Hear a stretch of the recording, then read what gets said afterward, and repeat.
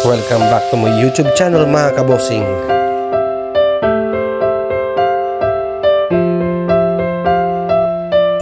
Bossing, first time ko makahuli. Laki, ano? Grabe laki.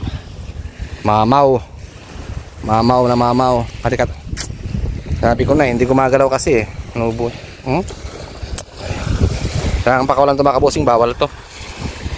Bawal na bawal. Sata nga jikot ha. Sige kay, kita baba. Baba muna namin. Su! Yung pusa kasi. Ang tayo, mabagdagan tata, delikado. Kawalan namin mga kabosing at bawal. Diyan muna. Mabigat kasi eh. Alam ko lang hindi siya ganong lumalaban eh. Bawal kasi yun mga kabosing. Dalawang beses na ako nakuli. Yung sandong kanina nakawala dun sa anong kilid. Ganon din kalaki. Liwanag oh. Sa dagat kami. May mga kabosing, ayos muna namin. Nakakuha naman na kami ng maraming isda pero maliit lang. Mga isang dangkal. So short videos lang to mga kabosing. Ganito lang to. Mamaya ulit. Sikasuin muna namin yung bye bye. A few moments later. Mga kabosing, natanggal na natin siya. Ito siya. Ang laki. Ang laki, bawal kasi ito mga kabosing.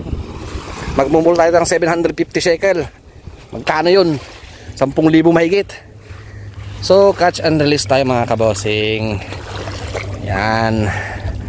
Lumalit ka, magpakarami ka. Doon, bye. Na, mas ka na. Asan dyan na siya oh. Iba, doon, mabagal lang talaga yan eh. Ayun, wag ka lang babalik ha. Sige na. Dito lang kami sa gilid mga kabosing. Ayun.